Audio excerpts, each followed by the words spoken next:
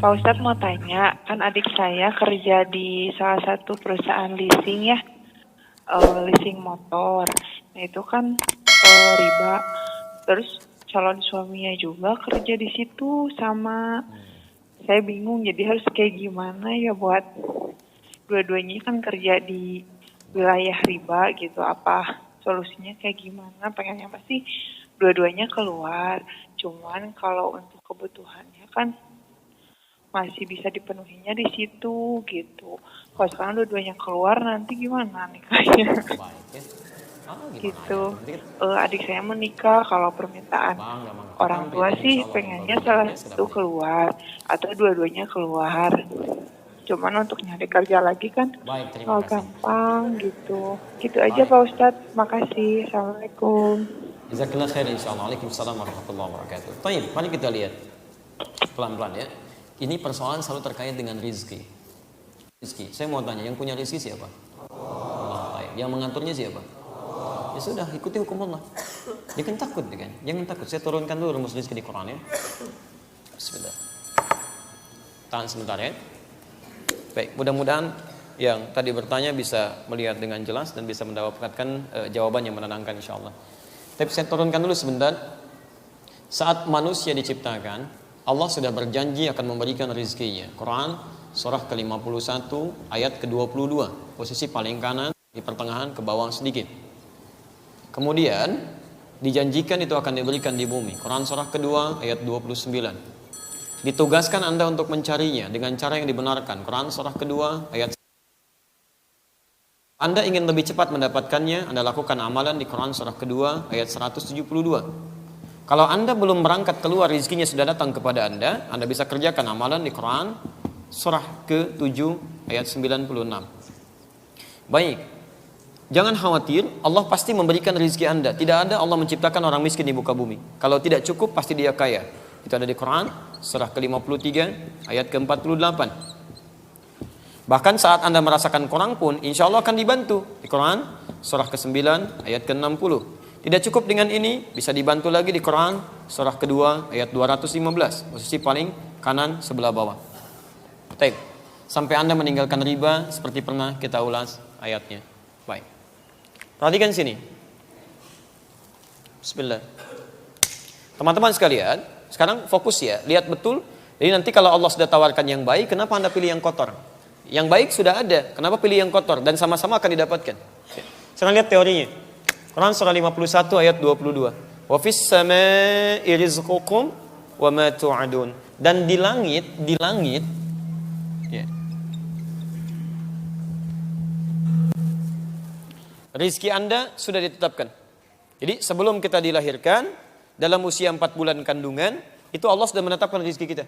Ya. Dari mana tahunya 4 bulan kandungan? Yang paling mudah cari hadis riwayat Al-Arba'in, nomor hadis yang keempat dari Abdullah bin Mas'ud, posisi paling kiri sebelah atas. Ya, Nabi menyampaikan, "Inna ahadakum yujma'u fi batni ummihi 40 yawman nutfah." Setiap Anda akan dibentuk di perut ibundanya 40 hari pertama berbentuk nutfah. Pertemuan antara spermatozoa dengan ovum. Thumma yakunu mithla dzalika 'alaqah. 40 hari kedua berbentuk 'alaqah, zigot yang menempel di dinding rahim. Thumma yakunu mithla dzalika mudghah. 40 hari ketiga, usia 4 bulan berbentuk mudghah. Thumma yursalu ilaihil malak, maka diutus malaikat dalam usia 4 bulan ini. Fayanfukhu fihi ruh, kemudian diperintahkan untuk menyiapkan ruh, wa yu'maru bikatsbi arba'in, dan diperintahkan untuk menetapkan 4 hal. Pertama, bikatsbi rizqihi, untuk menetapkan rizkinya sampai dia meninggal. Jadi rizkinya dituliskan sebelum Anda lahir tuh, dituliskan. Makanya Allah menyampaikan, dan di langit rizki sudah ditetapkan, wa ma tu'adun, dan dijanjikan oleh Allah akan diberikan. Dan Anda lahir, lahirnya di mana? Di bumi, gitu kan? Baik, rizkinya di mana? Di langit. Tinggal di mana? Di bumi. Bagaimana mendapatkannya? Rezekinya di langit, adanya di bumi, gitu kan? Maka muncul statement selanjutnya di Quran surah kedua ayat 29, posisi paling kanan di sebelah bawah. Walladzi khalaqalakum ma fil ardi jami'a. Rizki yang di langit itu diturunkan ke bumi untuk Anda olah. Masya Allah. Hujan turun dari langit, menumbuhkan tanah-tanah yang gembur itu, tumbuh pohon-pohonan, ada buah-buahan, bisa Anda ambil. Di dalamnya ada emas, ada minyak bumi, ada tembaga, ada macam-macam. Anda olah, jadilah seperti ini. Ada bangunan, ada macam-macam, ada pekerjaan, dan seterusnya. Jadi Allah janjikan rezeki yang di langit turun ke bumi. Masya Allah. Kita sekarang ada di mana? Bukan, di Masjid Al-Ihsan, di PTM.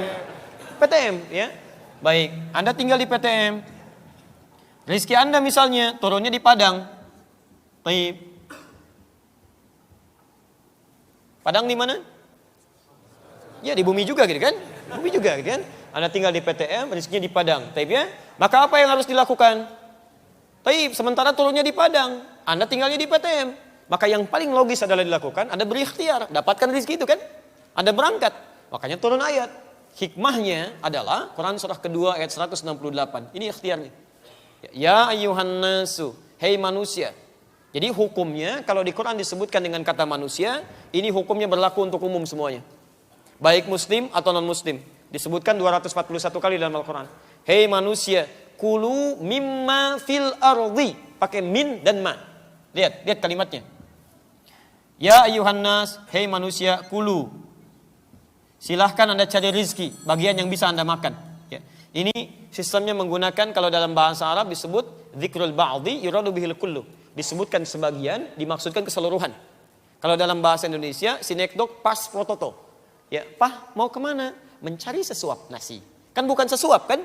Anda cari yang sebakul, Anda tambah untuk pakaian, untuk makan-makan. Itu sinekdok pas prototo. Makanya kata Quran, silahkan cari untuk makan Anda dan yang lainnya. Bahasanya cari. Jadi kalau Anda nggak mau mencari, nggak mau ikhtiar, nggak mau kerja, susah dapat rezeki.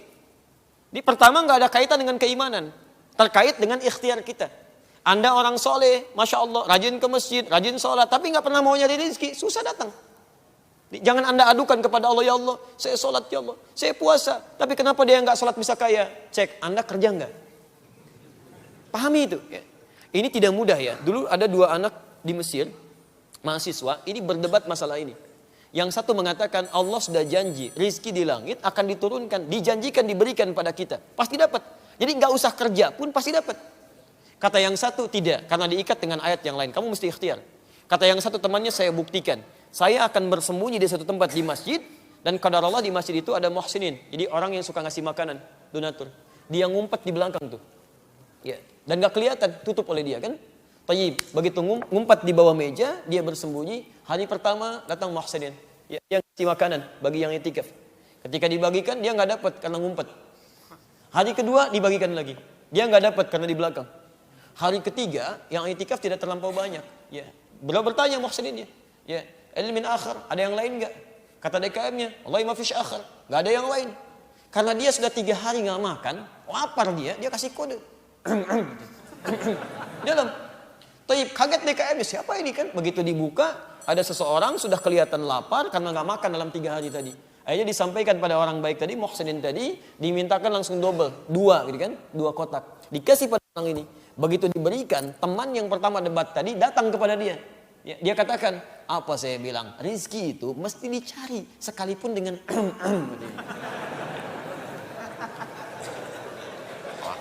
Jadi kalau antum mau mencari, dapat.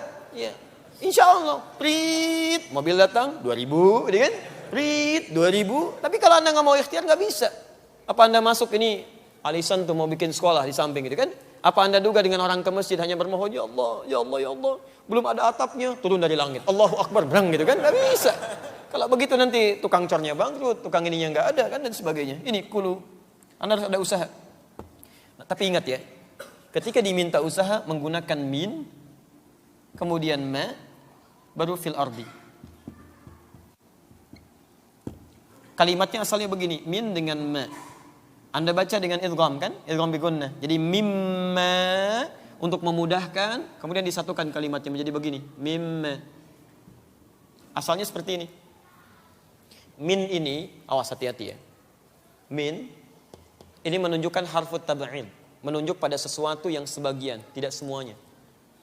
Ma sebaliknya, ismun mausulun yadullu ala amiyah. Sesuatu yang menunjuk pada aspek yang luas. Banyak. Seakan-akan Allah ingin sampaikan begini, silahkan Anda cari kerja untuk kebutuhan makan, banyak saya sediakan di bumi, tapi jangan rakus, jangan semua mau diambil. Cukup sebagian yang menjadikan cukup bekal Anda untuk bisa hidup dengan baik dan meraih surga Anda. Jadi kalau Anda bekerja, jangan semua ingin diambil. Ini pengen, itu pengen, ambil ini, ambil itu, sehingga banyak kesulitan. Dari banyak waktu terbuang, ibadah tertunda, banyak yang dipikirin, kadang-kadang banyak membawa penyakit, dan Anda sendiri yang sulit. Ya, jadi silahkan, tidak dilarang kalau Anda ingin kembangkan bisnis, tapi sekiranya jangan ada sifat serakah untuk mengambil semuanya. Ya, seseorang yang selalu menginginkan semuanya begini, dia tidak akan meraih apapun, nol. Ya, jelas sampai sini?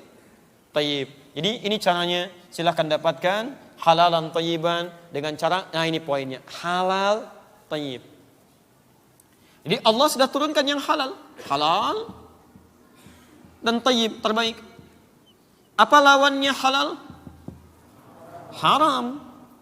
Ya.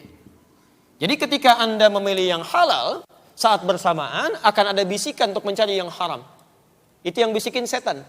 Makanya setelah kalimatnya sampai sini, ada ayat yang diteruskan, wala tattabi'u khutuwatis syaitan. Jangan pernah ikuti langkah-langkah dan jebakan setan. Apa? Bagaimana cara dia mengajak? Lawan daripada ini.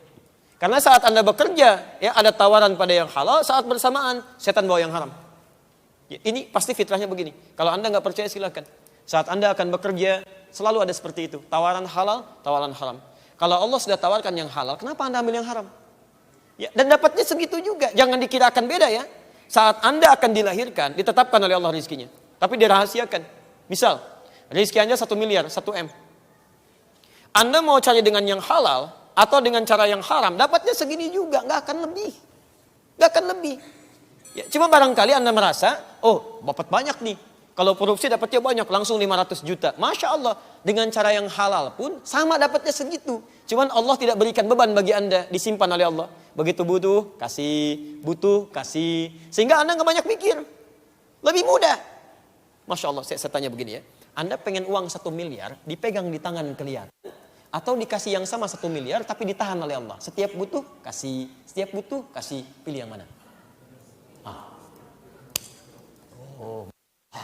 Dalam prakteknya ingin kelihatan, ingin turun, dihitung. Masya Allah. Begitu ada 1 miliar, tempatnya di mana ya? Oh iya, berangkas, beli berangkas. Masya Allah, begitu disimpan di situ, berkurang nggak? Cek dulu deh, cek. Masya Allah, mau tidur nggak cek dulu, gitu kan? Hitung lagi sampai subuh, tahajud nggak, subuh kesiangan, gitu kan?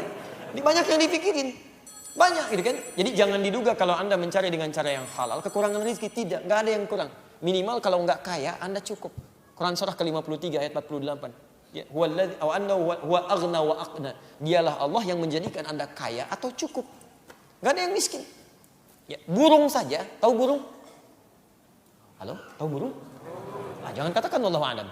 Burung keluar cuma pagi, pulang sore, rezekinya cukup. Burung tidak dihisab, keluar pagi, pulang sore, rezekinya dapat. Anda yang dihisab, berangkat gelap, pulang gelap, kerja capek, masa masih kurang juga? Ya, Allah sudah statementnya, wa annahu wa aghna wa aqna. Kalau nggak dijadikan kaya, Anda cukup, nggak ada yang miskin. Yang miskin itu yang selalu merasa tidak cukup. Merasa tidak cukup. Saking sayangnya Allah dikeluarkan dari kemiskinan. Turunkan zakat. Quran surah 9 ayat ke-60. Masih kurang dengan infak. Quran surah kedua ayat 215. Masih kurang dengan sedekah. Anda zakat dikasih, infak dikasih, sedekah dikasih. Masih mau miskin juga. Anda butuh apa lagi? Maka dari itu, ketika terjebak dengan sesuatu yang haram, gak usah banyak pikir. Cari yang halal. Tadi Anda bilang kredit. Gak semua kredit itu haram. Kredit dari bank syariah itu kan ada yang halal. Diakadkan dulu, kemudian dibeli dulu, baru kemudian Anda cicil di situ dengan cicilan yang terbaik. Gak ada masalah di situ. Ya, tayyib silakan. Dan itu mulia gitu kan. Menabung lebih bagus lagi. Allah pasti berikan kok.